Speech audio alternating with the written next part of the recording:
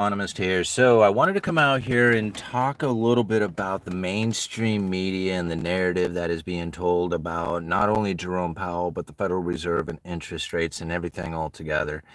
Now, I came across this video. This is coming out of the Daily Signal. It's got quite a few followers, 868,000 followers. This video was put out just a day ago and has well over 100,000, let's see, 129,500 views. This is a very popular video, and the narrative falls right in line with just about what every single person is thinking. And now I am going to disassemble this. I am going to disassemble the very first 40 seconds of this video, because listening to the first 40 seconds of this video that I'm about ready to share with you is going to, and then after I discuss it, you're going to realize that everything that this person says after that is really irrelevant because they just don't understand anything at all.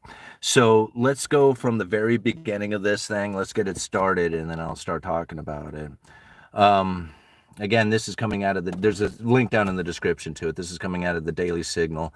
The title of this is "The Fed Chair Jerome Powell Fighting Inflation or Trump?" Is Fed Chair Jerome Powell fighting inflation or Trump? All right, let me get this back to the very beginning and go. The chairman of the Federal Reserve, Jerome Powell, has been in this fight with Donald Trump. He doesn't understand. Okay, well, Jerome Powell has been in a fight with Donald Trump. Like, this is something that I find pretty interesting, and I'm thinking, what are they in a fight over? Like, are they pillow fighting, right? Because they're not fighting over interest rates. They can't possibly that they were fighting over interest rates. Hold on, guys. Let me turn off my Wi-Fi real quick. Listen, okay. So they're not fighting over interest rates because Jerome Powell is not in charge of interest rates, right?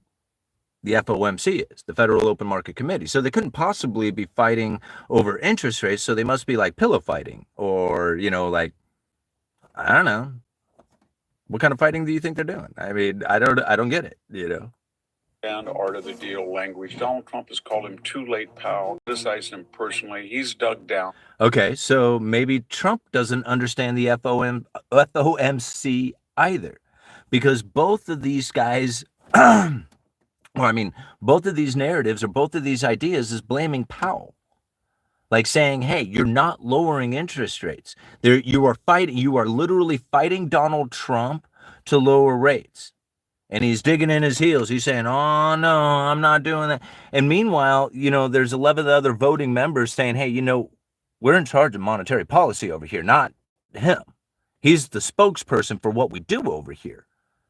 So you're going to blame this Jerome Powell on it, even though he's not in charge of anything other than the communication about what the FOMC is doing, the Federal Open Market Committee, who are the people who are really in charge of interest rate setting policy. See, let me take it back. This is the first 11 seconds. He has already misunderstood everything about the Federal Reserve. But let me take it back to the very beginning so we can hear it again. First 11 seconds. The chairman of the Federal Reserve, Jerome Powell, has been in this fight with Donald Trump. He doesn't understand the art of the deal language. Donald Trump has called him too late, Powell, criticized him personally. He's dug down. And whether we... All right. So right there, he's saying that Jerome Powell doesn't understand the art of the deal. I don't think this dude understands monetary policy. Like, it doesn't matter if Jerome Powell doesn't understand the art of the deal. It doesn't matter if Jerome Powell doesn't understand anything at all. There's 11 other voting members who are to look at and say, hey, these are the people who are in charge of monetary policy. If you want interest rates to be lowered, you have to look at these other people. The fact that you even blame Jerome Powell is so misinterpreting how it is that the monetary policy is even set, that everything that you have to think as far as a strategy is just completely thrown out the window. Like, this is not how things work. This is complete illusion in your own delusional reality that doesn't exist in real reality when it comes to the monetary policy setting. These people are just making it up, literally making it up. Like it or not, he's acting emotionally or angrily to Donald Trump. So what is going... How is that possible? It's like, that isn't even possible. There's no way that he could act angrily or emotionally to Donald Trump. He doesn't have that capability. I mean, I angrily vote for my side of the monetary policy with 11 other people. You guys vote angrily too, okay? Everybody with your pencil, angrily vote, right, for monetary policy. He isn't acting emotionally. He's acting within the strategies of the monetary policy. On. The argument from the Trump side is the economy does not show signs of inflation. If there is a fear. I love that. There's no inflation. Trump just loves it. He just loves saying it. There's no inflation. Right? Next thing you know, the Fed should be printing money. There's no inflation. The Fed should be printing money. Like, who in the world right now is really anticipating that there is a good idea to take place with the lowering of interest rates? Like, if you think about where the stock market is, you think where the housing market is, you think where all these things are, and you think about what would happen if the lowering of interest rates was to take place right now. Does that sound like something that would shrink inequality, or do you think that would increase inequality? I mean, just a wild guess. I mean, I know that if I was a guy who was loaded up on stocks and real estate, and I was asked out there saying, hey, man, pump some information. What would you want? I would pump the information that would do best for me. And so what do you think is going to happen if the interest rates were to go down right now? Do you think the stock market would go down, or do you think it would go up? Do you think housing market would go down, or do you think it would go up? I mean, I'm just curious. Of recession. Oh, right. Oh, the recession. Darn it. Forgot all about the recession. That ever looming threat of a recession. Better do it, just in case. Don't want you to lose your job. I mean, historically low unemployment, but, recession, got to do it. Okay, let's pump a bunch of new money into the system, see what happens. Oh, we staved off the recession, and oh man, yeah, it really did do a trick to that number on the stock market and real estate market, didn't it? Lower interest rates, and then people have easier access to money, so that stimulates them to spend and to acquire and then to avoid a recession. Gets them to spend and to acquire and to avoid the recession. They want you to go deeper into debt. Lowering interest rates gets you to go deeper into debt. And so that way we can avoid a recession. All right? This is like the idea behind this. People had argued that the tariffs and a trade war and gargantuan stock increases would create inflation. All right. So we do have inflation, right? All the credible threat of tariffs, which eventually, right, creates the expectation of inflation, which eventually is a self-fulfilling prophecy of an inflationary pressure within the economy. Now, here we have the first 42 seconds of this video, and every single thing that this person has said is completely irrelevant. It doesn't even fit. I mean, the narrative it fits, but the reality, it does not. The Federal Reserve has a federal open market committee that votes on monetary policy. To look outside of that and narrow it down to Jerome Powell and then say it's this emotional battle between Trump and Jerome, saying, oh, he's going to stand his ground. He's too late. He doesn't know what he's doing, when there's 11 other voting members out there saying, do you not realize how monetary policy is set? Like, just asking this guy, mainstream media, everybody else out there who looks and says Jerome Powell is screwing up, and I'm thinking they have no idea on how it is that monetary policy is truly set. And not only that, they have no idea what monetary policy strategy is. Because if you go and you look at the consensus statement, which is the statement on long-run goals and monetary policy strategies, you can clearly see it within the statement that they are going for moderately above 2% for some time with their inflation. If you don't believe me, just go and type it in yourself. Consensus statement, Federal Reserve consensus statement, or the statement on long-run goals and monetary policy strategies. And it goes like this. Right? The committee judges that long-term inflation expectations that are well anchored at 2% foster price stability and moderate long-term interest rates, and hence the committee's ability to promote maximum employment in the face of significant economic disturbances. In order to anchor long-term inflation expectation at this level, the committee seeks to achieve inflation that averages 2% over time, and therefore judges that following periods when inflation has been running persistently below 2%, appropriate monetary policy will likely aim to achieve inflation moderately above 2% for some time. Now, this is not me saying it. This is coming directly from the Federal Reserve's consensus statement, the statement on long-run goals and monetary policy strategies. So to think that they are trying to do anything other than be moderately above 2% for some time is out of the realities of what it is that they're doing. I mean, the Fed has said it straight up. This is what we are doing. And if you don't believe that, just go and check out the report, the full report to Congress given February 7th, where essentially the exact same thing was stated. In order to anchor long-term inflation expectation at this level, the committee seeks to achieve inflation that averages 2% over time, and therefore judges that following periods when inflation has been running persistently below 2%, appropriate monetary policy will likely aim to achieve inflation moderately above 2% for some time. And again, this is coming directly from the Federal Reserve and the full report to Congress given February 7th of 2025. So to believe that they are doing anything other than attempting to have inflation be moderately above 2% is out of the realms of truth. It's not it's not the truth of it. All right? It's pure imagination. Anything else that comes from it. So when we think about what it is that they are really trying to do, Jerome Powell and his crew at the Federal Reserve are doing exactly what they said they were going to do. Exactly. Moderately above 2% for some time. Now, the consensus statement, the statement on long-run goals and monetary policy strategies will soon change. This is something that we have been reporting on and talking about in just about every single video that I've done. And in that change, we are looking for them to change that statement. That statement about what it is that's happening with inflation and inflation expectation and where it is that the Federal Reserve is truly wanting the inflation scenario. See, most people misunderstand what it is that's happening, not only with the Federal Reserve, but then the narrative behind it has completely garbled your mind and has confused you and is now being used against you in a most gaslighting of situations.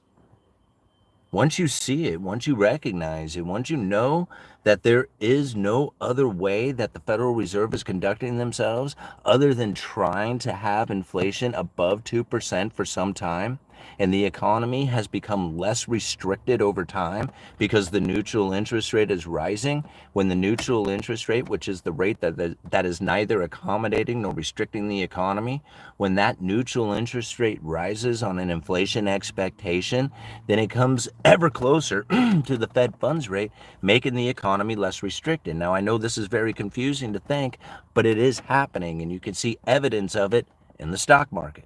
You can see evidence of it in the housing market. You can see evidence of it in unemployment not rising significantly. You can see it in the evidence of the fact that the top 20% of households are increasing their consumption. They're the ones who have first access to the money. Everybody else is trying to get to the money. We have a paycheck that barely makes it through the month. Our increase in consumption is very small. When inflation happens, we actually decrease our consumption. But at the same time of an elevated interest rate environment, the top 20% have a higher return on their capital investments. They get to increase their consumption. This is what's taking place within the economy today. You can blame it on all kinds of stuff, right? Blame it on anything you want. I mean, it's just like, I've been calling this out for so long now with the monetary policy that I just really can't see it any other way. When I see this happening, when I see somebody out there saying that there's this emotional battle between Powell and Trump, are you serious? Like, this is like you are internalizing this and strategizing your entire investment on an emotional battle between Powell and Trump Trump has nothing to do with the interest rates. He has nothing to do with the fact that there's a monetary policy that it exists out there. He has everything to do with the fiscal policy, which is the government. He doesn't have anything to do with monetary policy. Powell is one vote on monetary policy, and he is the spokesperson on it. What this individual is talking about is beyond me. It's like literally he's just talking just complete garbage. Let me play it again. The chairman of the Federal Reserve, Jerome Powell, has been in this fight with Donald Trump. He doesn't understand the art of the deal language. Donald Trump has called him too late Powell, criticized him personally. He's dug down. And whether we like it or not, he's acting emotionally or angrily to Donald Trump. So what is going on? You see this? Complete blame. Complete blame. Like take all this blame and put it on Powell. And don't look at there. Don't look at the FOMC. Don't look at all these other things that are going on that are really taking place that really have monetary policy exactly in line with what it is that the Federal Reserve is looking for, right? Blame Powell. Say Powell's not appreciating the art of the deal when Powell has no control over anything other than his vote. So to say that Powell doesn't understand the deal, Powell doesn't have to understand anything. Powell doesn't even have to understand how to write his own name. That's the problem, right? Powell doesn't even have to understand how to write his own name. The monetary policy would not be any different. Doesn't matter if he understands the art of the deal or not. All right? It has to be understood that there is no way in the world that monetary policy comes down to the decision of Jerome Powell, and even less so to Donald Trump. All this stuff, all this confusion that has taken place on this has absolutely no bearing on anything that you have going on in your life. It is complete garbage. 100%. There is no value to this. The fact that I'm even talking about it lends power to it, because now we are not discussing what it is that's truly taking place. That's why I constantly add in all the information that I do. How it is that the consensus statement has stated that they want inflation moderately above 2% for some time to make up for the fact that they failed to achieve the 2% target over the previous 10 years. And the reason they were failing to achieve the 2% target is because of the low neutral interest rate. And that lowering the Fed funds rate to the lower bound of zero made their scope of operations inoperable, because they could not get far enough below neutral before hitting the lower bound of zero. They were stuck. That's why they were at the lower bound for 10 years. This isn't me. This is them saying it. I get all my information directly from the Fed. I don't use anybody else, because this is what you get. You get garbage like this guy has just delivered to you. Blaming Powell. Look at him. Look at there. Look at the Powell. Look at the Powell. Look at the Powell. All right? And then got me up on there too, saying, look at this guy talking about it. And none of it is worthy of the information. None of that is.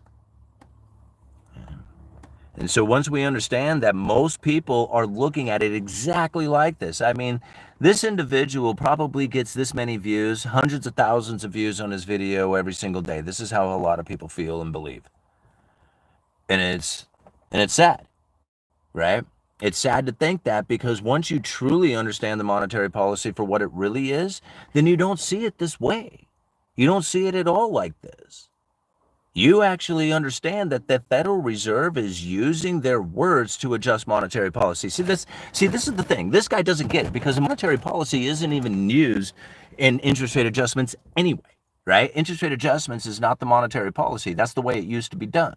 Monetary policy is now a more effective tool when they use their words. See here, Jefferson, right? Philip Jefferson, February 21st, 2025, just shortly after the report to Congress, right? Just shortly after that, Philip Jefferson had this to say: using textual analysis, high-frequency asset price data, and high-frequency central bank communication data, this research shows that investors' reactions to specific sentences communicated by the central bank are quickly incorporated into asset prices. Right there. This is a monetary policy setting, making decision maker on the FOMC, right? This is a member of the Federal Open Market Committee delivering a speech talking about how it is that they use specific words and sentences to adjust the asset prices. Like, to think that it's anything else is delusional. He said it straight up. This is what we're doing to you, yo. Hear it or not. He goes on to say this: policymakers know that the communications are likely to affect the course of short-term interest rates, other asset prices, and the associated economic outlook, resulting in an easing or tightening of financial conditions. So right there, he is just straight up saying it again. They know their communications are doing this. They know that they can create a situation in which that their communications are either easing or tightening of financial conditions. All these people are like, Trump says that he should lower rates and he's going to have to do it because he's going to bow down to the political reasonings behind all this interest rate cutting. Blah, blah, blah, blah, blah, blah, blah, blah, blah. And meanwhile, they're like, you don't even have to do that. They can use specific words and sentences, deliver them through the mainstream media, create an issue or create an expectations within the market that then has a tightening or easing of the financial conditions. Like, they know how to do this. They have papers written on it. Meanwhile, everybody is just like going, pal, you suck. And I'm like, are you serious? This is what you're going to deliver to your audience? Is this garbage of misinformation that I know triggers them? I know they want to hate Powell. I know they want a villain. Everybody wants a villain, right? Everybody wants to blame somebody. They want somebody to pick on and say it's their fault. They made it. They did it. Their fault, whatever. And meanwhile, they use that whole idea in a way that then accentuates everything that they're doing with their power. Even the idea of ending the Fed has actually delivered the ability for the Federal Reserve to continue to conduct themselves the way they are. They were looking for an inflation. They were desperate for it. They wanted it bad. They have papers, they have speeches, they have all kinds of documents that talk about how it is that they were going to conduct themselves at the lower bound of zero, with the failure to operate themselves with interest rate adjustments. It was over for them. They knew it was coming. When they knew that issue was coming, they started figuring out how it is that they could deliver a monetary policy using their words called forward guidance. This isn't new. This isn't hidden. This is straight up. But people don't realize that forward guidance is the main policy tool. They keep asking, when are interest rates going to move? And I'm like, it doesn't matter. It doesn't matter when interest rates move. What matters is the people's expectations about it, right?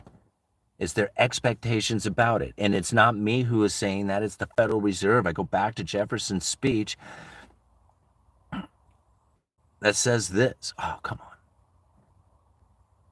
All right. It says this: expectations became a focal point in academic and policy circles with the emergence of the new Keynesian models in the 1990s as a framework for monetary policy. In these models, aligning the expectations of decision makers in the private sector with those of the policymakers produced superior economic outcomes. Think about it.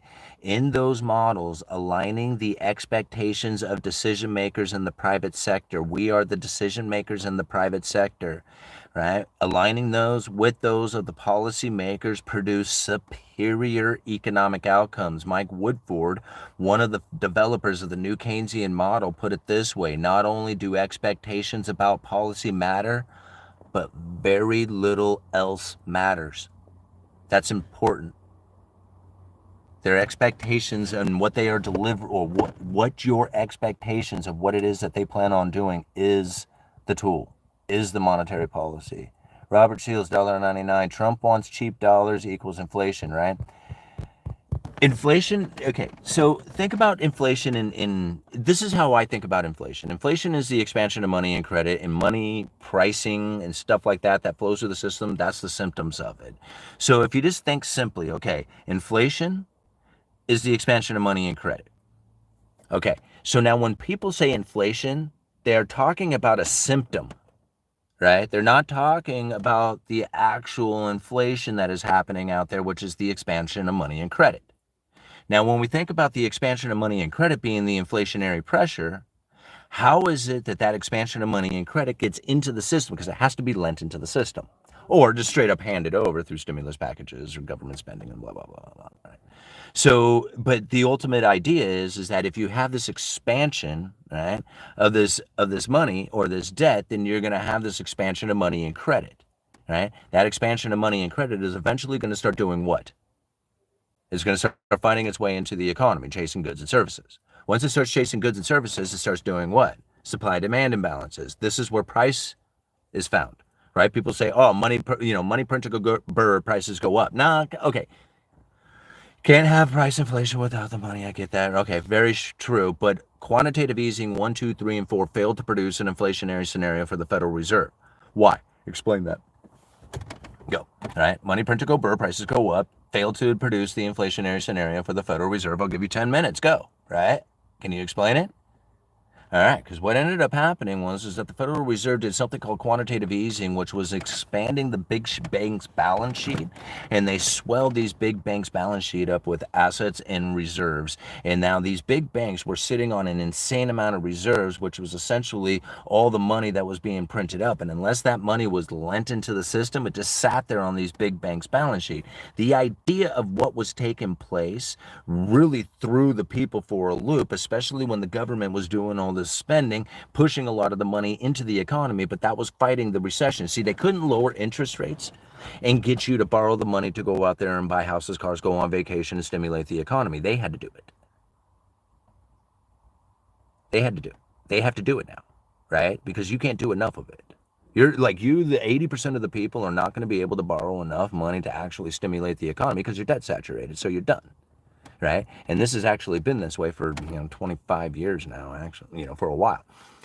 And so now with the debt saturated, common everyday average person in the 80%, the lower 80% of the people, the only people who can really borrow enough money to stimulate the economy is the government itself, and they're going to hand it out through government packages, whether it's stimulus packages or programs or whatever it is, build back better crap, whatever you want to say. I mean, I don't know. They always however they want to say it, but it's always the same thing, right? It's just a bunch of wasted money trying to get it out there into the system because it's not really about doing projects.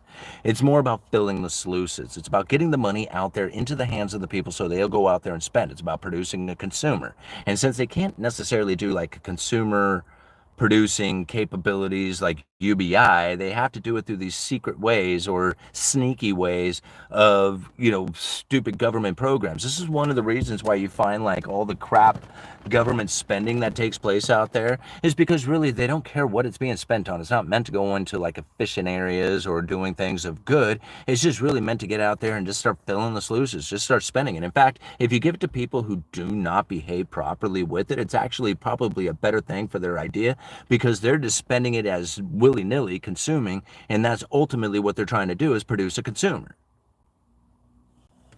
So that's like, I mean, once you see it in this fashion, then it makes a lot more sense on how it is that they try to create a consumer, produce a consumer.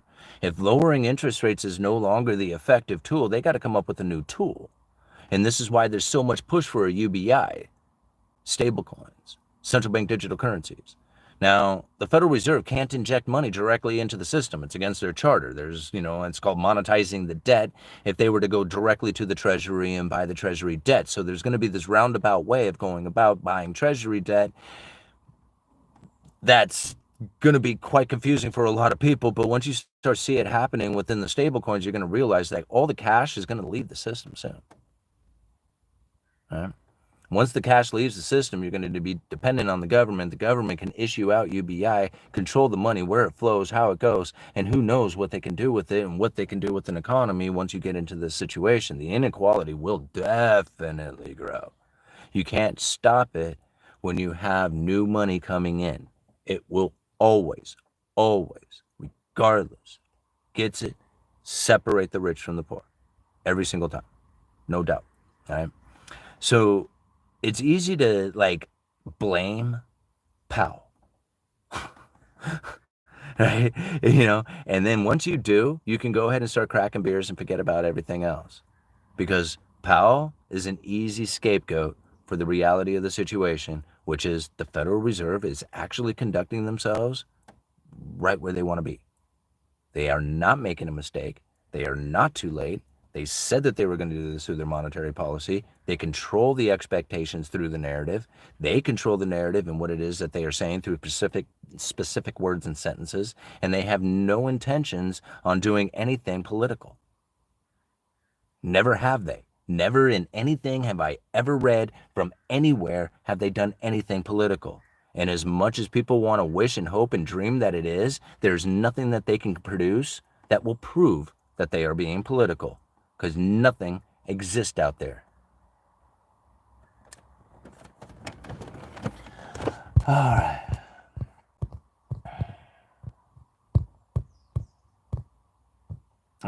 Is a ball or a block easier to move? All right. I remember Obama encouraging people to get credit cards and buy stuff and stimulate the economy. You have to think about it. Like, when was like the mass amount of student loan debt started to take off? Took off during the Obama administration. I remember they had that. I used to get up and dance in front of the TV when the what was it called? The Education Connection. There was this young chick who would get up there and dance and talk about how awesome it was to get Education Connection and have them find you some student loan debt that you can take off. And everybody was doing it. It was party time and everybody should be getting it. And I thought to I got up and I danced, and I just remember, like, every single time it would come on, I just made a nuisance of myself when I would make, like, annoying, as I would do it, because I didn't want to forget that this was taking place, right? And they pushed all these kids into student loan. It was really sad. And now that I think about it a little bit more, the more I kind of understand what is happening. Because, okay, if you have, I said this earlier today, and I haven't proved it in any sense of like what I am suspicious of, but hell, I mean, whatever. I'm the uneducated economist. Let's talk about it. So here you have this idea that the government sits on a bunch of student loans, right? They own the student loan debt, and they're telling the students, you cannot let go of this debt. You have to pay it. You can't call bankruptcy on it. You must pay it back. There's, that's it. It's a forever debt, right? And now with this forever debt, people got very frustrated and stopped paying it because they're like, hey, I shouldn't have to pay it. I can't afford it anyway. And I, whatever, all these promises that it was going to be relieved said that I shouldn't pay it anyway. And now a lot of these debts are swelling, right?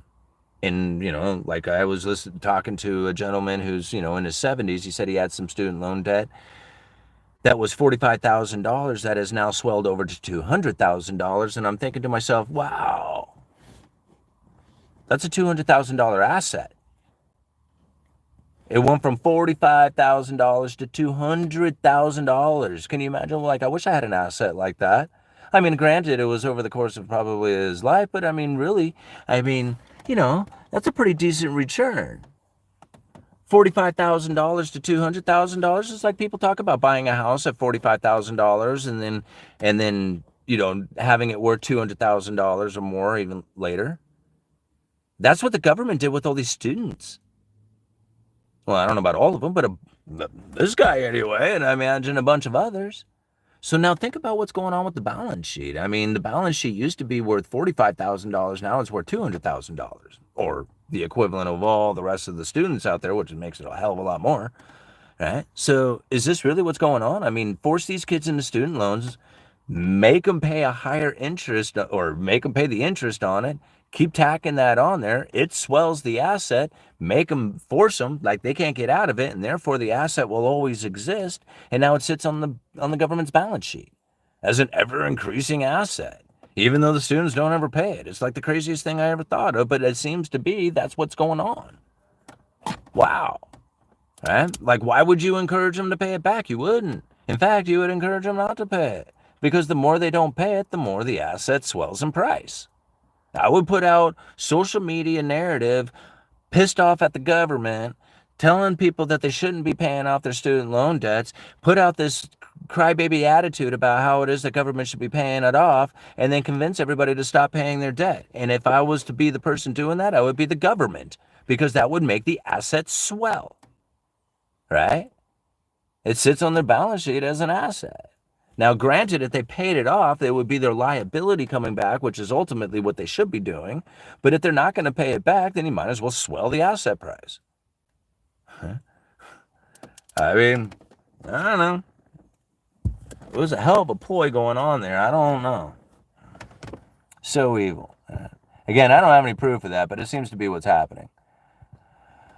All right, Simon, did you see that girl crying her eyes out because she took $30,000 student loan debt, been paying the minimum required since 2012, and it somehow got to $90,000? This is exactly what I am talking about.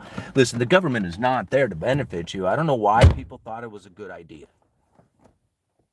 I don't know how it is they got in their head. When I was up there dancing at the Education Connection commercials and singing along with the little chick and talking about how awesome it would be to go into debt to get student loans and how everybody was going to be swimming in student loan debt and how everybody was going to have a degree and it was going to be a hell of a time getting a job, if every single person next to you has got everything that was supposed to make it special. Like if you were to go to college and get the degree, you were special. If everybody did it, you're no longer special. You know who's special? The person who went to work instead.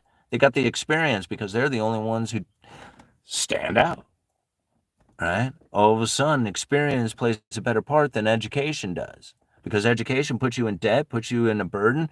Your debt keeps growing even though you keep paying the minimum, right? The government's over there going, well, I mean, those who get the degree earn more per year than the person who doesn't get the degree, and just over the lifetime you'll be earning this blah blah blah amount of money, because you're really super smart and awesome with your money because you know what you're doing with your money, and I guarantee you won't be poor and you won't be separated from the rich because you're super in debt, making their assets swell ever more because you're not paying it, because you listen to the social media ideas out there that's saying that they're going to be paying it off or relieving you of the debt. It's crazy to think, like, I'm sitting back, like, I didn't go to college. I don't have anything like that going on. It's not my problem. I pay taxes, whatever. But, I mean, I'm sitting back like this. Right? Like, it's not my problem. I didn't do it. If they pay off all your debt, that's going to bum me out because I didn't get anything. I didn't get to go to college. I didn't get the degree. I didn't get to use all that. Right? So all these people who say, hey, man, I'm suffering this student loan debt and I shouldn't have to suffer through this student loan debt. And I'm thinking, I didn't get a degree. Yeah. I went to work. I suffered through being poor and miserable and drunk and all that other stuff. That was my consequence. I had to pay in suffering for that because there was $20,000 worth of credit card debt that probably went up in smoke and alcohol. So that was my punishment. That was my degree. Right? That was my lesson learned. That's what I had to pay for. And ain't nobody going to step up and say, hey, man, we should relieve you of that debt. Right? There ain't nobody to say, oh, man, tough luck. Man, that sucks for you. Maybe we should just alleviate you of all that punishment that you have served to yourself. Right? There ain't nobody doing that. I had to fix it myself. Right?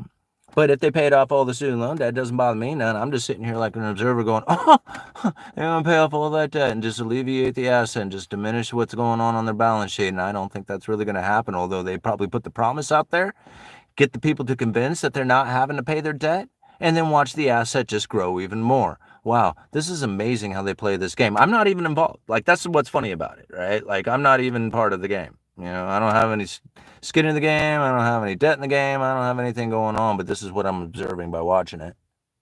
Yeah. All right. Paper mache copy that Lambo and don't spend a dime. Yep. 401ks and pensions are the bag holders, though, investment grade securities. Yeah, and see, that's what's funny about it is, like, I do have a 401k. This car's hot. I do have a 401k, but you also have to think that my 401k has employer contributions. Like, they match my contributions to it. It's free money. Why don't you take that, right? It doesn't make any sense. It doesn't, I mean, not all my money is in there. But I got I got a retirement plan I'm building, trying to, build it up as much as I can. I started way late in life, so I'm glad that I have it, but I don't count on it for anything. But I absolutely do have a 401k because my employer is basically handing money right into it. Like, why wouldn't that's like, yeah, absolutely. I'll sign up for anything that I get free money. Like, literally, like, that is like all you had to do was just like, here, sign up, boom, look, money, haha, weird. I have a degree in the gender studies and teach gender studies. Well, that's all you'll ever do, Walrus. Okay. The seals, I'm sorry, I shouldn't say that. Maybe you'll work for some corporation, figuring out how it is that you deal with the public relations. All right, my 25-year-old Honda is making me money. Yeah, there's a deer. Cool. Do you think crypto and 401k is good? Well, no. Because, like, to be honest with you, I don't think either one of those things are very good. But that's like me, right? And I don't really rely on a 401k and I don't rely on crypto. And since I don't rely on either one of those things, like if they were to combine themselves or not or whatever, I have kind of like, the same expectations of them. So even if I was to have like crypto in the 401k, I would still hold crypto outside of a 401k. Like it doesn't change my stance on what it is that I'm doing, my dollar cost averaging behavior, what it is I'm doing with my own personal stocks that I'm buying in like Cash App or Robinhood. This is like ice go around. Like I put it in different places. You never know when one of them is going to shut down and say, hey man, we just took everything you own. And you're like, oh man, I guess I probably shouldn't have put it all in one spot. That's probably not a smart idea, was it? And everybody says, man, you're crazy for putting it here, or putting it there, or putting it there, or putting it there, or putting it there. And I mean, it was just like, where the hell are you going to put it? I mean, unless you plan on keeping it all in silver at your house, then you better start deploying it into things that might have some sort of return. And that means you're going to have to trust an online brokerage or something of that nature. You're going to have to trust, excuse me, you're going to have to trust some sort of third party. But if you trust the third party completely, then you're going to be left up to that third party and the consequences that is going to be present from being exposed in that way. So if you load up on silver bullion, that is separating you from the third party. See how you got this diversification happening? Like nothing bothers you. You're just like, it's like boom, whoa. Whoa, that was a big hit to the crypto market. Wow, or silver or something. It's like your caution, your concern, your worry, it's very low. Like this whole, like even the idea of the student loan thing, like literally is just like, to me, I'm just a complete observer on it. I'm like, wow, these kids got suckered into this thing. They can't get out of it and the asset is swelling. I wonder who that's benefiting the most. And I wonder who keeps pushing the information that the kids should stop paying on their loan. And who benefits the most from that? Like, when nobody talks like I do because here's the thing, guys. What's funny is you guys can tell I'm obsessed compulsive on things, right? I mean, this is pretty obvious. But here's what's funny about it is like there was a time when I was like really young and like I wasn't like keeping up with the rest of the kids and then the studies and all the other stuff, and they're like, okay, well, we're gonna figure out what's going on with this kid. We'll send him up to the university up here. We'll run him through a bunch of like studies like IQ studies and whatever. And it turned out like the obvious, reading comprehension was just a terrible thing for me. Like I could not read and understand what it was that I was reading.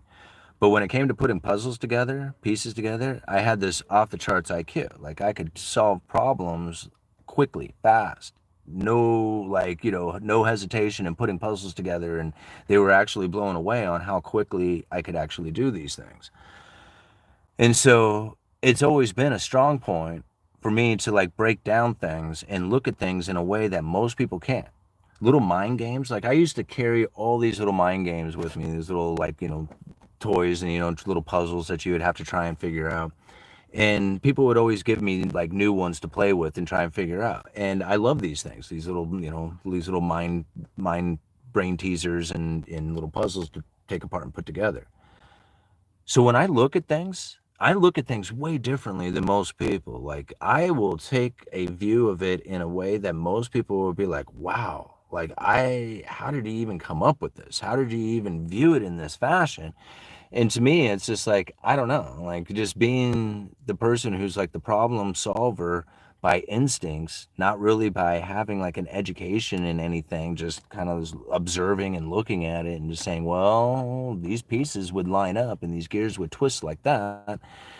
This is ultimately how it should go apart. Because if you follow these patterns, right, this is ultimately the way that it goes. And as I started putting these pieces together and started like talking about economics, people were like, geez, man, you really, you really know what you're saying, but then you say it so differently than what anybody else is doing out there.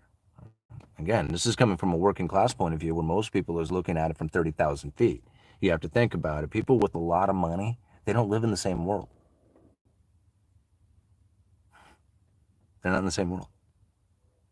I mean, they're right there. I mean, you can physically see them, they're exposed, but they don't live the same life like we do. It's not.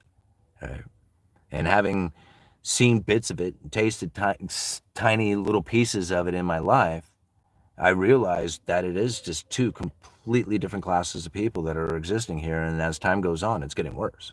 Like I mean, I don't know about getting worse, right? Because really, when you think about like worse, meaning that our life is deteriorating, but actually our life is getting better. It's enhancing through technologies and conveniences and everything that's out there. So it's not like we have a bad existence, but the inequality, the separation between the rich and the poor is getting worse.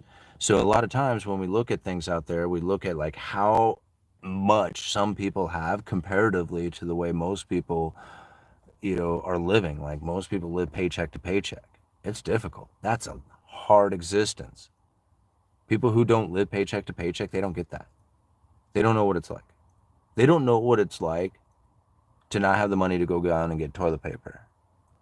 They don't know what that feels like. Like, it feels like to not have toilet paper. That's kind of funny. They don't know the experience of what that's like. And having, some people have. I mean, I shouldn't say that. Some of the rich people out there have been, grew up poor or whatever, and they finally made themselves into, self-made millionaires, and were able to hold on to it for, an extensive, throughout the extent of their life. But ultimately, if you have not lived the existence that is going on today, then you don't know, right? You don't know. Like if you were poor back in the 60s, it's not being poor today because there was like very little chance of acquiring that of what it is that you could acquire back in the 60s. Like you could like say, man, I screwed up bad. I can get that good manufacturing job. I might be able to pull something off, right? I might be able to have something in my life. And a lot of times when you look at the idea of what it is that was happening back in the day, the standard of living was much easier to acquire. You can just see it within the amount of income needed to buy a house, raise a family.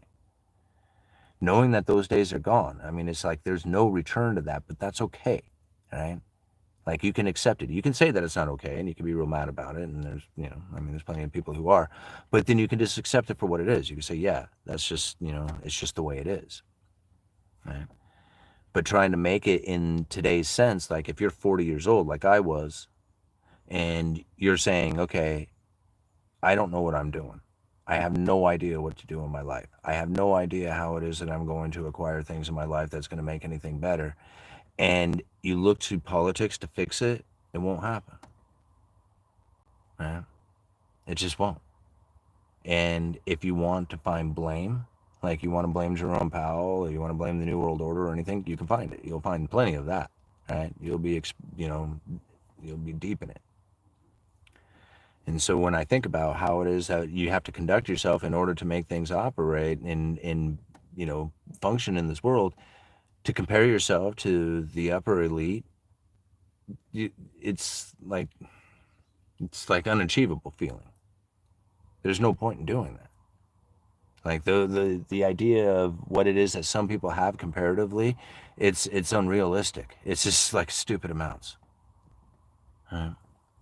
And to say, man, they have this, they shouldn't. And it was just like, well, that's just basically saying that you shouldn't have an opportunity to do it yourself.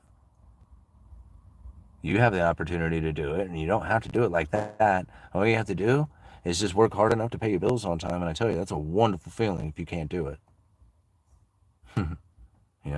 I mean, like I said, that was the only thing that I had really asked for at one time in my life. All right, moving on. What do we got going on here?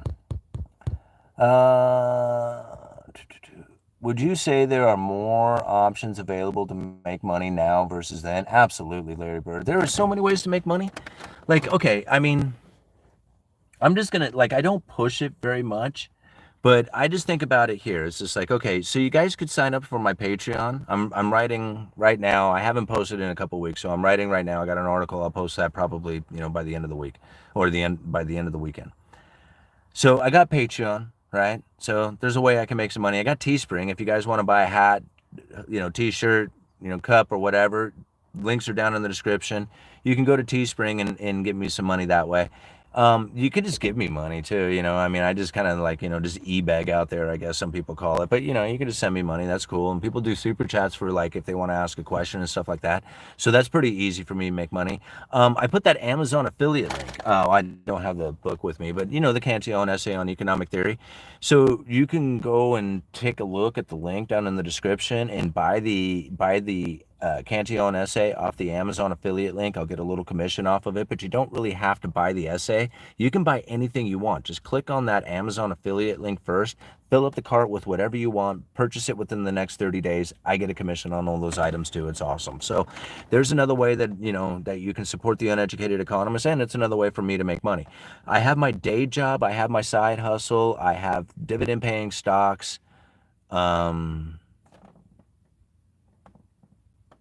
I don't know. There's 8 different ways for me to make money that I could work on at any given time. Yeah. So I mean, all I have to do is just like, it's piece by piece. I don't work on those other ones because I don't have the time, because I'm always out here doing these videos and hanging out with my family and making excuses on why it is that I'm not writing articles and stuff like that. But ultimately, if I was to push these other ideas, I could be making more money, right? It's easy. You just have to be in the flow.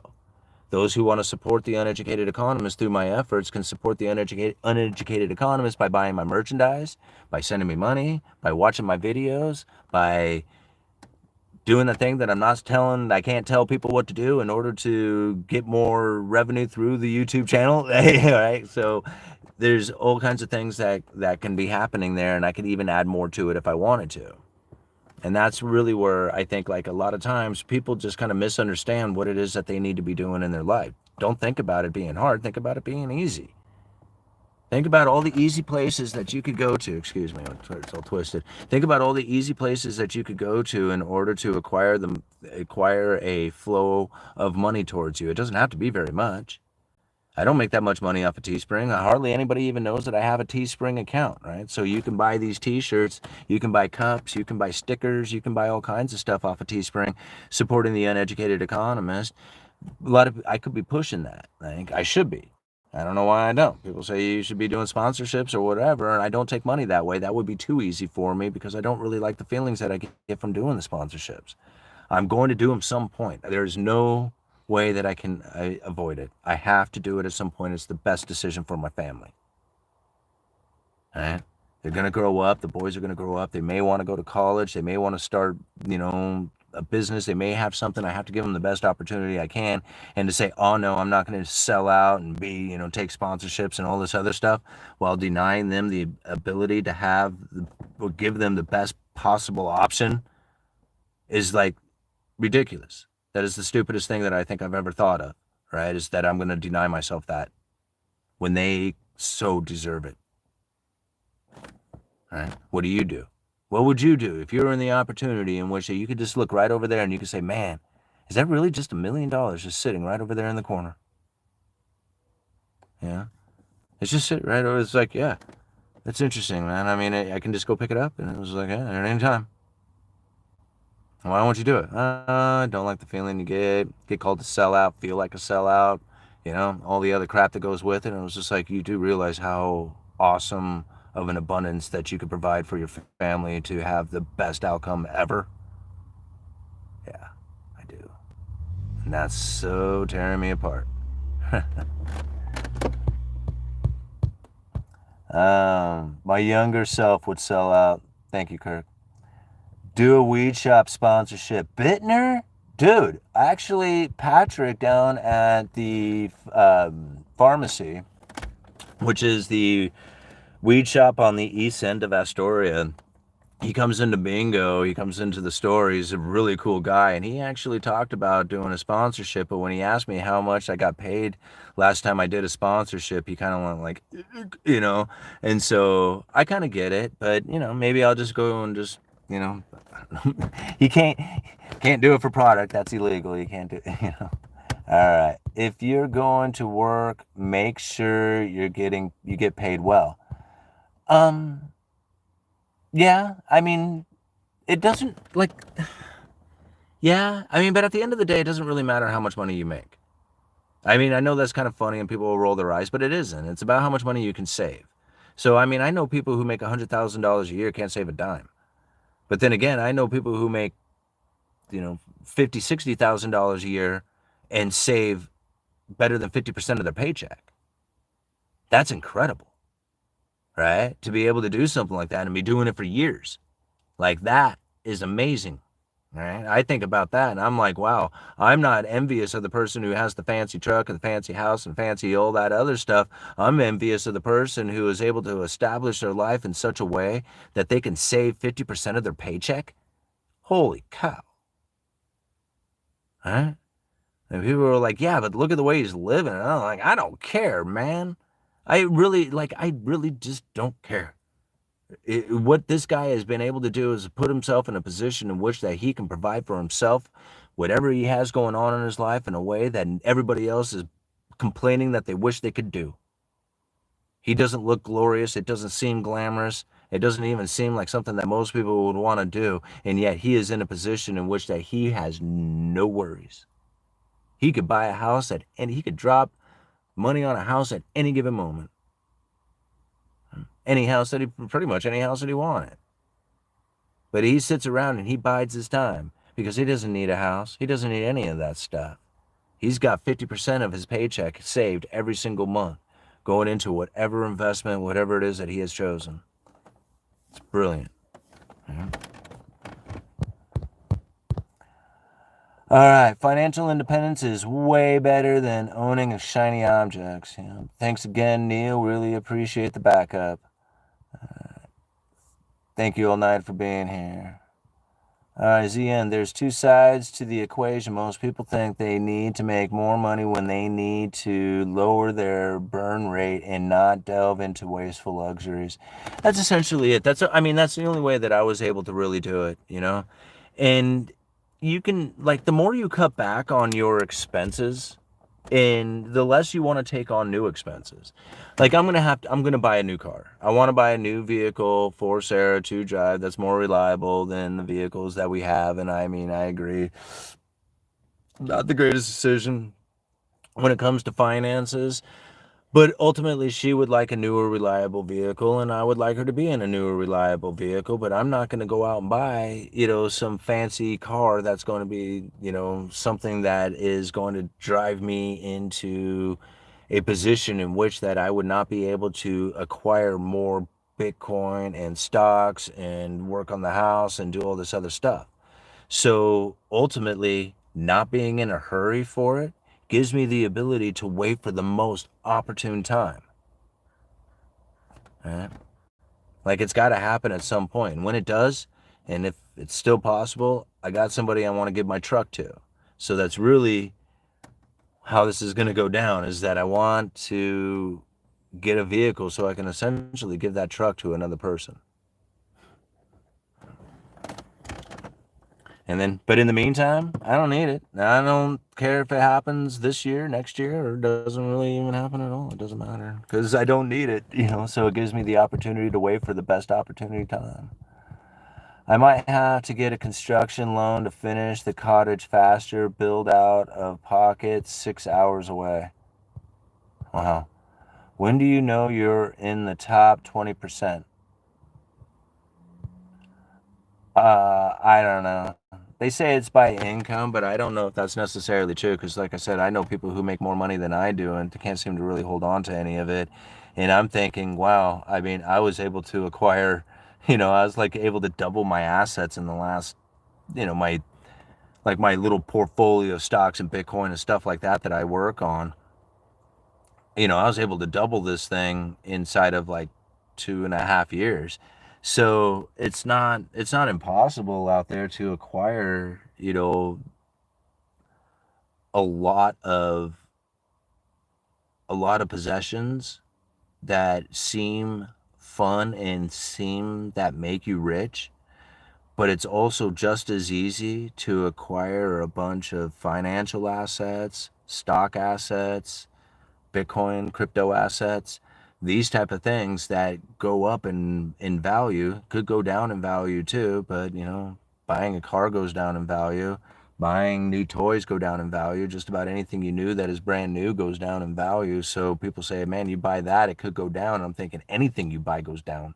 This actually has an opportunity to go up, and unless you happen to buy something that's really unique, you're not really going to get any kind of return on what it is that you're purchasing out there if you're not buying something that's an investment. So that's the way I kind of see it out there, is that most people who are earning money to the level that I have, which isn't that much really when you think about it. I mean, it's better than just, your average day job, considering that I have the YouTube ad revenue coming in, and my wife has a job working at the school as well. And the little side hustles that I have going on, it's not like some extreme amount of money. So I still have to keep back on my expenses if I want to continue to buy those other assets, those investments that I have going on out there, those speculations, really, in a lot of ways. Yeah. Most people don't do that. They buy nice cars. They want to drive nice cars and they want to look cool. I do, right? I mean, I want all that, but then I read the Cantillon essay and I'm like,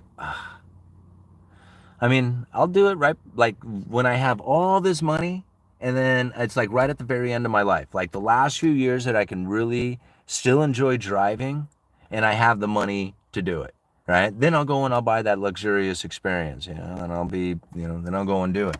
But until then, I got too many other important things that I need to be spending that money on, and most of it has to do with, with things that are more important than me.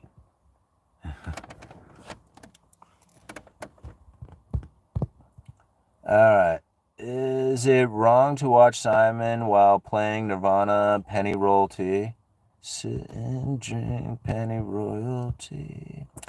You know, uh, those guys are not too far from where I live. Like, well, I mean, they grew up and played not too far from where I live. Chris Novoselic lives across the river, and he comes into the store occasionally, and it's really funny when he comes in because nobody recognizes him, but we all recognize him. We all know who he is, and a lot of people in the area know who he is, and nobody thinks any big deal of it, except for the few like super fans out there who can't handle themselves when they're around somebody who's famous. But Chris Novoselic is cool, and I'll tell you the story about when I first met him. So if you don't know who he is, he's the bassist for Nirvana, right? So anyway, he lives over in Washington, which is, I live in Oregon. Washington is just right on the other side of the river. I live right alongside the Columbia River. And he lives over in Washington. And I didn't know who he was when he first came into the store. All I saw was like this 7 foot tall hippie who came in, and he's asking me about composite decking. Right now, I had this pile of composite decking in the yard, and I had just kind of started working at this particular location. And so there was this pile of composite decking that was out there that was kind of old, right? And it had been around for a while, and it was a little twisted, and so it wasn't like brand new, it wasn't straight, and it was kind of expensive too, the type that it was. And he says, well, how much is it? And so I put together a little bid and I handed it to him, and he was like, okay, I'll take it. And I said, are you sure? I said, you sure you want me to sell you this stuff, and you don't want me to get you something new so that you can have a nice, clean, brand new deck, and it isn't this like old stuff that's all kind of warped and ugly? And he was just like, no, no, I'm building raised beds for potatoes, for growing potatoes. And I'm like, you're buying $5,000 worth of composite decking so that you can build raised beds to grow potatoes? And he was like, yeah. And I'm like, okay, whatever, crazy hippie. Right. And again, I didn't know who he was at the time. Right. And I'm thinking, man, you're going to spend $5,000 on building raised beds to grow potatoes? Like, that doesn't make any sense. Right. But then, it is if you have a lot of money and it's your hobby, right, that it totally makes sense. But I go down into the yard and I said, okay, well, I said, how are you picking this up? He says, well, I got a trailer we can put it on. I said, all right, well, go down into the yard. I'll meet you down there. All of a sudden, here comes this like huge Dodge pickup truck. It's massive and it's got this huge, beautiful, brand new looking car trailer. It's not brand new, it's like used, but it's like, fairly new and it's nice. And I'm like, holy crap. And I'm like, who the hell is this guy? And then I'm like, oh, wait a minute. And it dawned on me who it was. And then he introduced himself once he got down into the yard. He was like, I said, okay, man, we're going to put this up. And he goes, yeah. And he goes, by the way, what's your name? He asked me first. And I said, Simon. I said, what's yours? He said, Chris. And I was just like, that Chris. I knew it, right? So that was my first introduction to Chris Novoselic. The very first time I ever met him was just like me thinking that he was some crazy hippie buying decking to build, raise garden beds to grow potatoes, right? But then it totally made sense after, I realized that he was actually growing these potatoes as a hobby, but then he was donating the potatoes out there to like charitable reasons or whatever. I can't remember exactly where the potatoes went, but he was doing it for a particular project reason, behind it all. So anyway, that was my introduction to Chris Novoselic. It was really cool. And he comes into the store every once in a while and, he's cool. He buys he buys lumber, buys some whatever stuff that he needs, and gets treated the same as everybody else. His brother comes in more often. I think it's his brother anyway. Robert, I think is his name. Anyway, he comes in every so often, and yeah. Anyway, they're cool. All right. Yeah, I remember when grunge came out and we were looking at him like, man, take a bath. Yeah, it's funny. He drives like this really beautiful Tesla now, and he was just like, yeah, it's pretty cool. I would summons it right now, but it doesn't do it with the trailer and probably wouldn't do a good job coming through the yard, but we were joking around about it. But he let me sit in it and take a look at it. So yeah, I got to sit in Chris Novoselic's car. All right, I see Simon is talking more about trivial stuff than interest rates and the Fed. Pedro Diaz, you're absolutely right. What's your question, bud? What's on your mind? I'm just talking, just babbling on here. I got 158 people watching with 88 likes and, $1.99 in super chats. So if there's something that you wanted to talk about, man, go ahead and hit it up in the comment section. It's almost as rich people are different species. They are. In a lot of ways they kind of are. And it's not like they're a different species. They just have a different mentality. Right? It's one of the things that I noticed that you can tell the difference between somebody who is working class, who works an hourly job, and it doesn't even matter how much they earn. They can be earning a lot of money, but there is something different that is spoken in say, okay, let's use this for an example. Say you're in line over at Starbucks, right? And you make this purchase of Starbucks, and you happen to be in Houston, and the purchase of Starbucks is $8 coffee and a $6 biscuit, and when it's all said and done, you and your wife, for a coffee and a biscuit and whatever you got there, ended up costing like $22.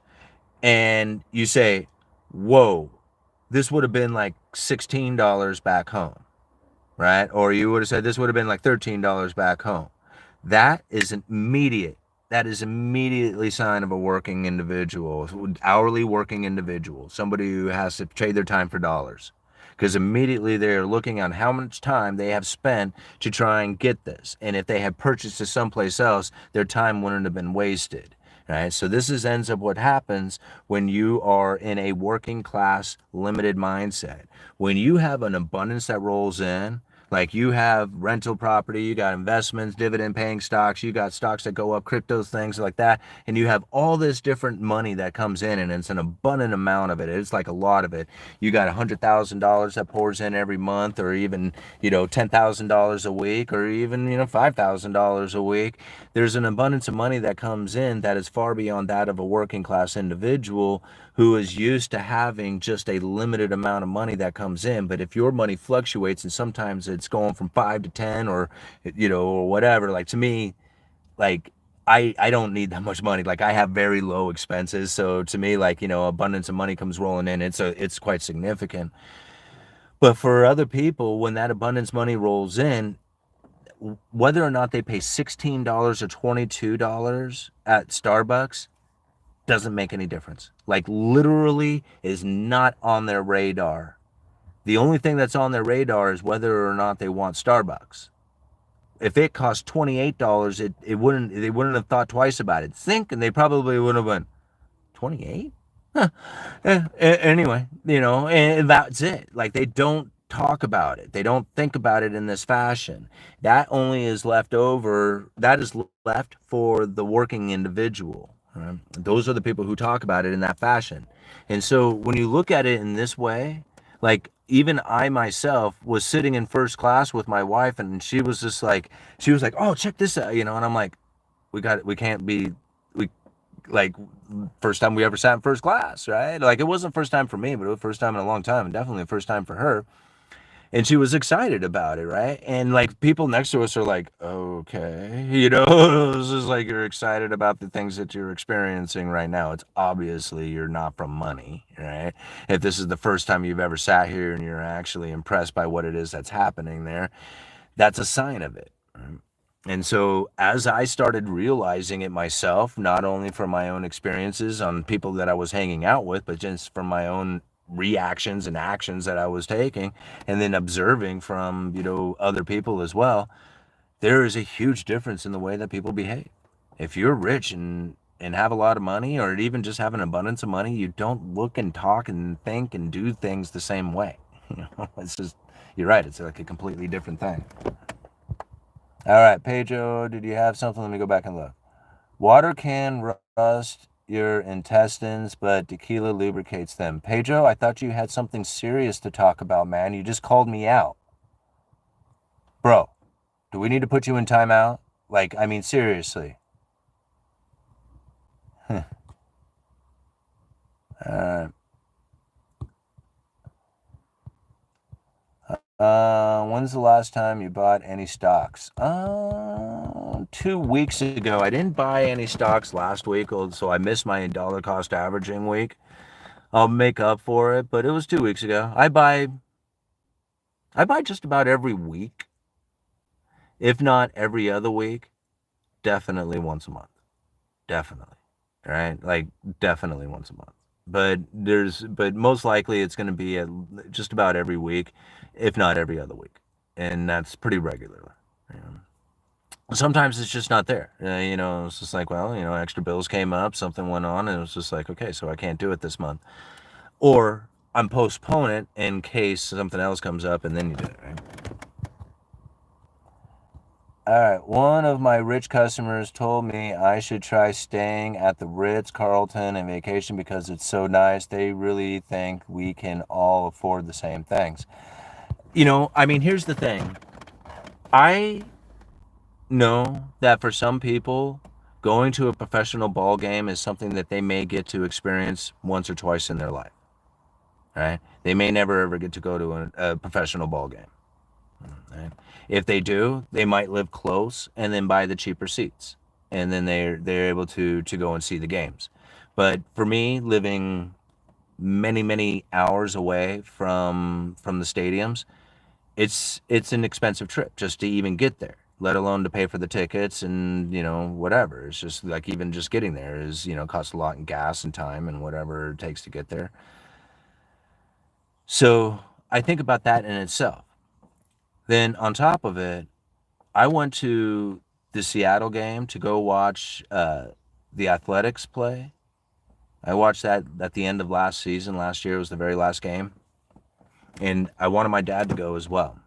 So my youngest, my dad, myself, and he wanted to stay at the hotel that's right across the street from T-Mobile Park, which is called the Silver Cloud Motel. It's this really nice hotel, and it's got pool up on the roof. And when I think about the experience of being able to go up to that hotel, stay the night, this last time I stayed 2 nights, so this is the second trip that we've done like this, and the amount of money that it goes into doing this is something that I would never, ever be able to do if it wasn't for the fact that I have the Uneducated Economist. Right? If it wasn't for the YouTube channel. It gives me, and I cut back on my expenses so that I can have the money to do something like this once or twice a year. And being able to share that experience, with my family, to be able to pay for the tickets, my dad, helped contribute with, purchasing of the hotel rooms and stuff. We were able to buy really good tickets and experience that. It's a luxurious experience. Yeah. And I made sure that it was something that could be remembered, because it's not something that I would have ever been able to do before. And if I'm going to do this, I'm going to do it good, right? I don't have to drive a nice truck. I don't have to do all that other stuff. But if I can occasionally go up to a ball game and have that sort of experience from it, I'm totally going to do it. Right? And I don't know, like, to me, that's like where I'd like to spend the money. Something that I can remember as being one of the greater moments, I mean, you guys know the story. I mean, Trevor's story at the bottom of the sixth through the damn ball right at me, right?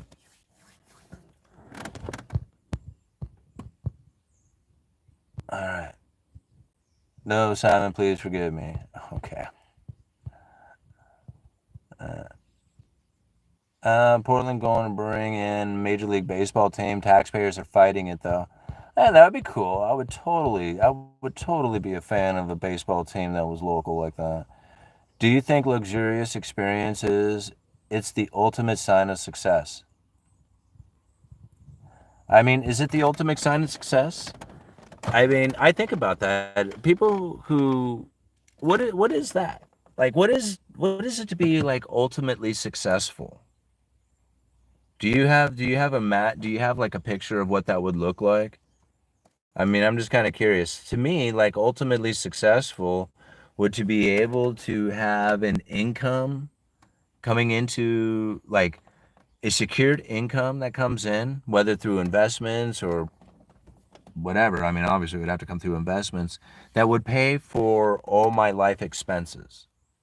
Like to me, that would be successful. And I don't need luxuries in that. I just needed to pay for all my like right now, if it was to pay for this, like if I could figure out how to pay for this and like I could just sit there and look back and just go like, wow, it's just all functioning all on its own. I don't have to do anything. It's just totally working all on its own. That's the position that I would want to be. And it doesn't involve a single bit of luxuries. It doesn't involve none of that stuff. Because if I can get something in my life, a group of investments, rental properties, dividend paying stocks, however it's going to go, that I could have sit there and running, that's paying for my life experience, paying for the food, paying for the rent, paying for the mortgage, paying for all the stuff, right? And I'm just standing there looking at it, and then I can go do my efforts and go and put it towards whatever it is that I want to do. That to me would be the ultimate position. I have no idea what luxuries I would want from that, because there's nothing inside of that I think about as far as luxuries. Nothing. Like I don't think about what I would buy. I don't think about what I would get. I don't think about none of that. Okay? So I don't know what everybody else thinks about. Like when they say, man, luxuries is a sign of success, to me, I have no idea what that means. That's not a sign of success. Not to me anyway. Like to me, success is being able to sit there and go like, holy crap, this thing is running on its own. Like I don't have to do anything and all the bills are paid and everybody's getting grown up and everybody's eating and all the health is taken care of and all that other stuff and I'm not doing anything. Yes, that's successful. That's a machine that's running awesome. How do I get that?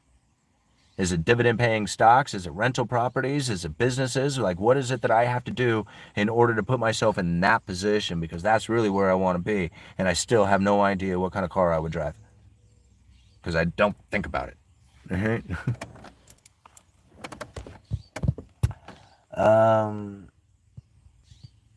Success is just another word for sex. Interesting.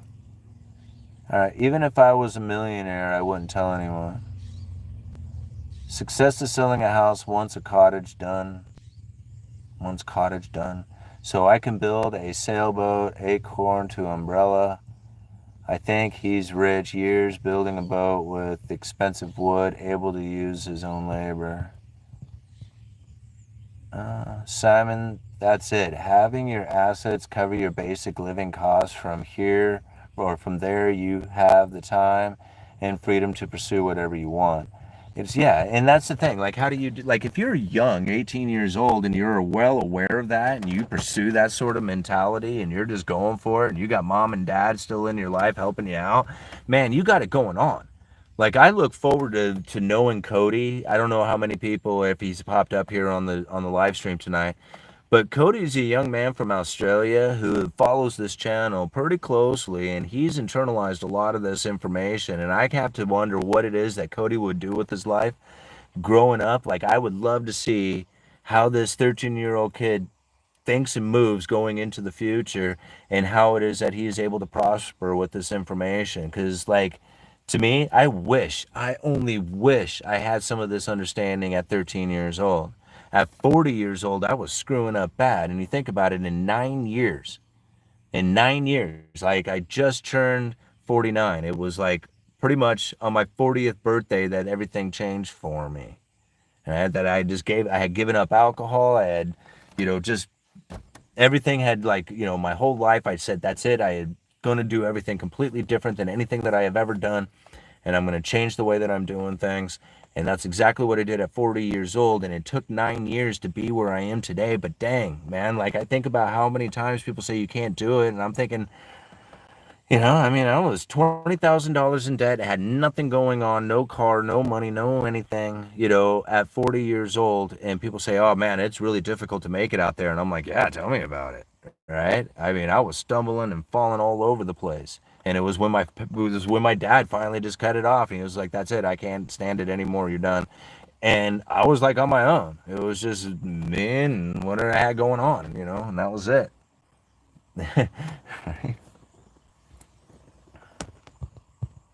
Exactly. I give you a deal, I give you $1 billion, but you can never have human contact again. Is it worth it to you? You want it? Hell no. Hell no. Money ain't nothing but an energy. It ain't nothing but I don't need money. Like I could have everything I want in my life without the money. It's not the point. Like, the money is just the energy that makes it, that facilitates the trade. And when you think about it in this fashion, you don't need money. Like I talked about this earlier, old Nider and I were hanging out down in Vegas you know, at a conference and, in this really nice Airbnb. And I'm thinking to myself, it was just like, neither one of us have a whole lot of money, but yet look at what we're doing. Look at where we're at. Look at what we have. Like, yeah, we did need a little bit of money to get there, but you don't need money. You don't have to have money to be in a position in order to get there. Like the money is just an energy just like anything else. It's not that important. Right? When you make it important, you end up having a balancing that takes place from it. If you put excess, I guess that's from the reality transurfing book, but ultimately it's called excess potential. Like if you put excess potential into the unknown, then what you're going to end up having is a balancing act of it. And I kind of referred to it earlier live stream today, talking about how it is like, these people who win the lottery, they lose all that money. Like they lose it quite quickly. Well, it's people who don't work or don't think about how or what it is that they need to do in order to be in the energy of the flow of money to them. They just think, man, I just need to get it. Something needs to happen. I just need to acquire it. And then one day they find like their rich uncle passes away or something like that. And it was like their favorite person in the whole world. And they would give back all that money just to have that person back in their life. But, they wanted that so bad. Right. And yet here it is. They have it now. So when you think about how it is that you put yourself in the flow or the energy of acquiring money, like if you are doing it in a sense that I am helpful and useful to this world, and what it is that I'm saying and doing is actually going to provide some sort of help and usefulness, then most likely you're going to get some sort of return from that, right? Whether it's a return in monetary gain or if it's a return in networking with people, it's a return in understanding of a better situation. There is going to be some sort of return from that if you're being helpful and useful. All righty, guys. I think I'm going to call it quits. it's a kind of a long live stream at an hour and 24 minutes. I was just planning on being out here for like an hour, but you guys are just so much fun to talk to, and I just can't ever let it go. So, excuse me. Hey Simon, can you speak a little about and the current liquidation, and can we expect a liquidation crisis anytime soon? I'm not sure the liquidation that you're talking about. I'm not exactly sure what you're referring to on that one. And can we expect a liquidity crisis soon? I don't know what you mean by soon. Are you talking like within the next, 6 months, or are you talking in the next 10 years? Because to me, like, this is all very slow moving, and there will absolutely be some sort of liquidity issue that's going to take place in the future that will then have them deploying new tools and concepts into the economy in order to provide the liquidity out there to the people. But when that happens, what that looks like, to what extent, I mean, that's anybody's guess. And I try not to like dwell on that idea, but more of the idea that it's going to happen at some point and there's really no avoiding it. But it's not something to try and avoid. It's just something to be able to prepare and deal with. Like, you have to know that if there is a slowdown in the amount of debt or the slowdown in the amount of money that is flowing through the system, that's the liquidity crisis. It doesn't necessarily mean that there's a lack of dollars. It just means people are hoarding onto it and don't want to do any trade, don't want to they don't want to get rid of their dollars. And so in that sense, that can create a liquidity crisis, just simply people just getting fearful and hoarding onto their dollars. But if they're really, feeling pretty comfortable about the economy and feeling good about, what's going on, then those dollars can relinquish back out there into the economy and find that, there's plenty of liquidity at the time. Knowing that there is more debt than there is dollars to pay that's the liquidity crisis within itself. It's just whether or not it's going to present itself. Um, Today was Simon's day off. Ha, yes it was. Simon, what has changed for you since the first viral video you made about the housing market crash in 2019? Do you feel more famous? Do I feel more famous? It's kind of interesting. The whole idea of being like this quasi celebrity on the internet, I don't even know like what that is really supposed to mean. Um, it didn't really even hit me like how popular the channel was, or how like famous, I don't even know, like famous I was, until I had gone down to Houston to the Rebel Capitalist, and I had a line of like 25 people waiting to shake my hand. Like, I mean, I was just as popular down there with those people as all these famous economists that I had been like super fan over. Like, I mean, here it is, I'm standing next to Robert Kiyosaki, and I'm like, holy crap. Like, I remember my mom reading his books and going to his conferences when I was like a young man. She talked about him and stuff like that. And now here he is. I'm at the same conference speaking on the same stage to the same audience as he is. You know, Here I got Lynn Alden, I got Mark Moss, I got all these people who I've just absolutely just idolized. I thought that they were the coolest people in the world, and I'm standing around them now, and I'm getting the attention like they're getting, and I'm sitting in the green room with them, and I'm like, this is so surreal. Like, it doesn't feel right. It feels so out of place and odd, right? And even then, like, it was hard for me to like internalize, dude, you're like popular. You are a popular, famous economist on YouTube. Like, people know who you are. That was hard for me to internalize. Like, I still didn't get it. I'm just a small town dude. Like, I'm used to people knowing who I am because I'm from a small town, right? 10,000 people. And it's like, it's not that big. I call bingo down at the local tavern. I've been doing it for a very long time. It's somewhat famous in my little town here, the meat bingo game. So a lot of people know who I am. I know a lot of people in my town. So it wasn't like I didn't have an understanding of what it was like to have some attention, but I didn't know what it was like to have this kind of attention.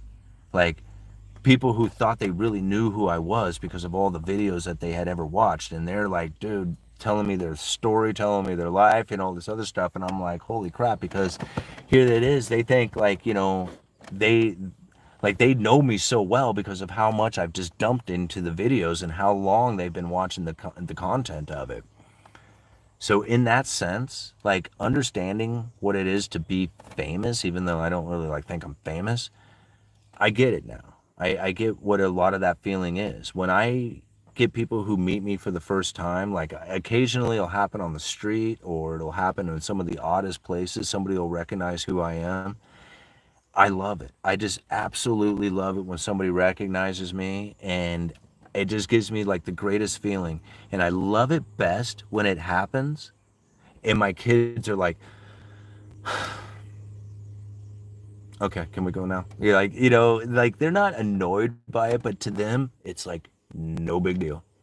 To them, it's like me having a YouTube channel with 150,000 subscribers. To them is like no big deal. I am just dad. I am just a regular old dude like everybody else. Nobody special, right? Except for I'm special because I'm dad, but like not like a famous YouTuber. Not like, he has his favorite YouTubers and he's like, oh man, these guys are great, right? But he doesn't look at me like I'm one of those guys, Even though he's come out here and done YouTube with me, he knows what it's all about. Alright. I'm protective of my hand. We've been together common law for years. Crazy. Alright. What if we only have one car available? It works. It's efficient and it's called government car. Come in, one color, primary gray.